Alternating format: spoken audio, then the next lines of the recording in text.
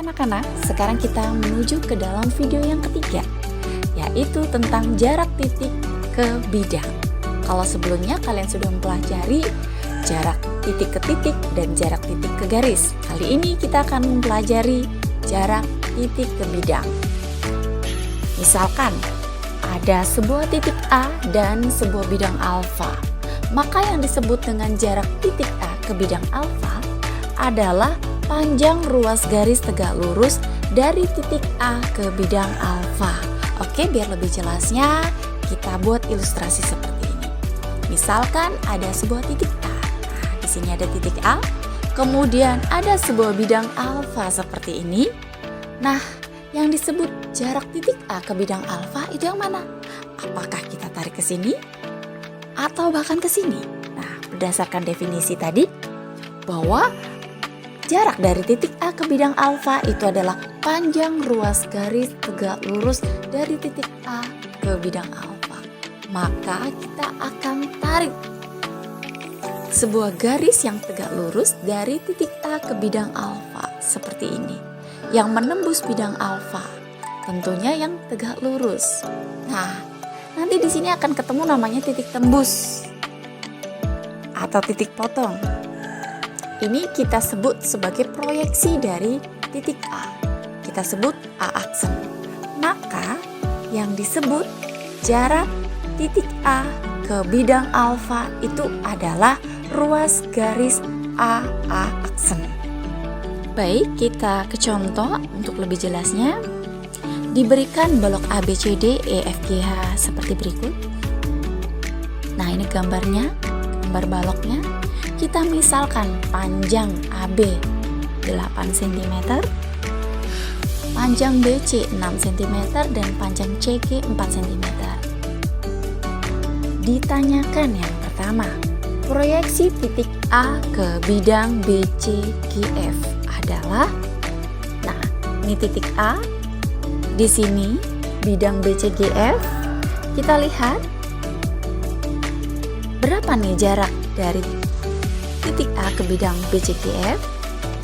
Setelah kita proyeksikan, ternyata proyeksi dari titik A itu ke titik B. Nah, jadi jarak dari titik A ke bidang BCGF itu adalah ruas garis AB, yaitu panjangnya 8 cm. Kemudian yang kedua, jarak dari titik A ke bidang CDHG. Di mana nih bidang CDHG? Nah, di sini. Nah, ini titik A. Yang mana nih garisnya? Garisnya itu kan harus tegak lurus ya terhadap bidang CDHG. Maka dari titik A ke bidang CDHG yang tegak lurus itu adalah ruas garis AD. Maka jarak dari titik A ke bidang CDHG itu adalah ruas garis AD, yaitu 6 cm. Kemudian yang ketiga, di sini proyeksi titik A ke bidang EFGH adalah titik E. Titik A terhadap garis EFGH. Mana garis EFGH? Nah, kita lihat, kita tarik garis tegak lurus, dan tegak lurusnya itu adalah jarak dari A ke E. Ruas garis AE adalah jarak dari titik A ke bidang EFGH, yaitu 4 cm. Untuk lebih jelasnya lagi, kita ke contoh soal. Berikut, sebuah kubus ABCD EFGH mempunyai panjang rusuk 10 cm. Hitunglah jarak titik A ke bidang BDG. Langkah pertama kita gambarkan dulu kubusnya seperti ini. Kita akan mencari jarak titik C ke bidang BDG. Kubus ini panjang rusuknya adalah 10 cm. Kita pasangkan dulu, tuliskan dulu panjang rusuknya. Jarak titik C ke bidang BDG, ini titik C. Kemudian ini dia bidang BDG di sini. Untuk mencari jarak titik C ke bidang BDG, kita harus mencari titik proyeksi C ke bidang BDG. Langkahnya, pertama kita buat garis diagonal bidang, kita tarik garis A ke C seperti ini. Dari titik potong ini, kita peroleh titik potong di sini. Kita tarik ke titik G dan kita sebut sebagai titik G aksen. Nah, kalau kita perhatikan, proyeksi titik C ke bidang BDG itu sama dengan proyeksi titik C ke garis GG aksen. Proyeksi ini kan harus tegak lurus, maka kita harus membuat garis tegak lurus ke GG aksen. Nah, kita tarik garis tegak lurus dari C ke garis GG aksen seperti ini dan kita sebut proyeksi tersebut sebagai C aksen. Sekarang kita perhatikan bidang CGG aksen. Ternyata jarak titik C ke C aksen itu merupakan tinggi dari segitiga CGG aksen. Kita pindahkan segitiga CGG aksen ke sini. Kita peroleh nih panjang CG itu 10 cm dan panjang CG aksen ini merupakan setengah dari diagonal bidang AC.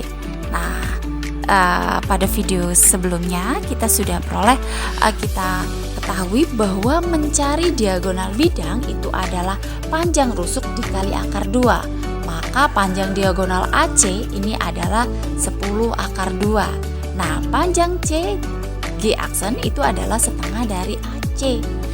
Maka panjang CG aksen itu setengahnya dari 10 akar 2, yaitu 5 akar 2. Sekarang kita cari panjang GG aksen.